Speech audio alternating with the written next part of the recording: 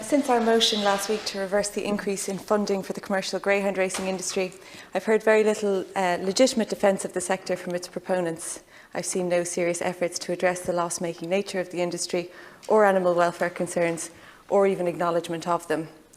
What I have seen are attacks of a personal nature on those of us who do not want to see over 2 million of an increase in funding for a sector whose custom and practices have been so discredited. Here is some of what was said about me. A member of the Irish Greyhound Board, Wayne McCarthy, referred to me as an ignorant little girl. He is a board member of a state organisation. Just a long practice in the dawn. He's a board member of a state organisation whose wages are paid out of the staggering 19.2 million the industry will receive in 2021, paid by the taxpayer, paid by you, paid by all of us. I wasn't deeply hurt or offended by Mr. I won't say his name from now on then. I wasn't offended or deeply hurt by his comments.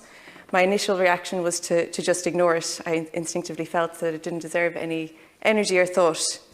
Indeed, I didn't want to waste my speaking time addressing it today. But when a Fine Gael TD apologised for liking these sentiments, I couldn't avoid the amount of calls I was getting from the media for a response. The unfortunate reality of this situation is I wasn't deeply hurt or offended because I'm used to these kind of gendered comments. I rightly don't take personal offence, but in reality, too many women are subject to too many comments which seek to demean and belittle, and this offends all women. In the past week, in relation to the Social Democrats' motion to reverse the increase in state funding to this industry, I have been referred to as airy-fairy, a dangerous, dangerous woman, and a fool. It wouldn't be appropriate in this chamber to recite some of the other language that has been used. Women everywhere are experiencing the same kind of everyday sexism in different ways every day. We're tired of it. And so, as the only female TD in all of Cork City and County, I feel the need to address the sexism that we are all so used to.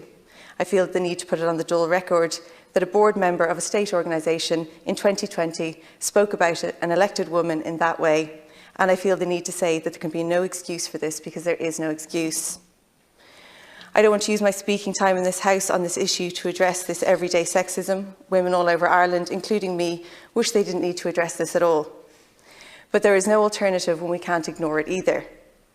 When we do address this everyday sexism, we're often met with more of it.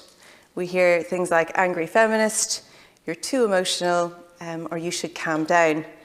When you really think about it, we should all be angry, emotional and uncalm about the reality that half of the population are still in so many ways disregarded, patronised and condescended. Instead, many of us are numb to it, and that is even worse. This House needs to send a clear message to everybody that there needs to be zero tolerance for sexism. The member of the Irish Greyhound Board also claimed my remarks were waffle. I would like to put on the dull record that none of my remarks were waffle, the opposite. They were all fact, based on research, much of which was done by the Irish Greyhound Board itself.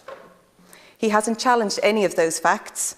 He has only challenged my personality and pointed out my gender. So I'd like to take this opportunity to invite this member of the Irish Greyhound Board to take part in a debate about the facts that I have raised in relation to the greyhound racing industry.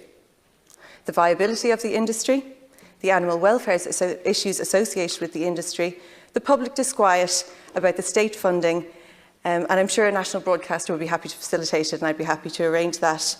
An important thing to note is that although the Social Democrats' motion was defeated last week, we have another opportunity to finally put an end to this state throwing a blind eye at an industry's flaws and more money at its failings. It says a lot that the industry and public representatives simply don't have a legitimate argument. I have yet to hear one from any of you.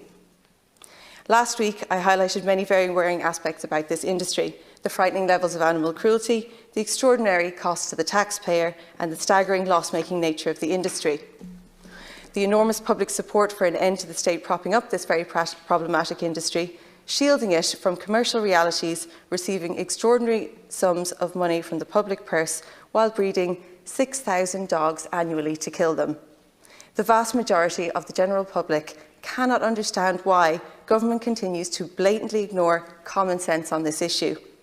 Not only does our government plan to continue funding it, which to my surprise was supported by all government parties, Sinn Féin and the Labour Party, it is also increasing funding by 2.4 million, bringing the total allocation in the 2021 budget to 19.2 million, and it doesn't have to be this way. It is scandalous, unacceptable and indefensible. Thank you.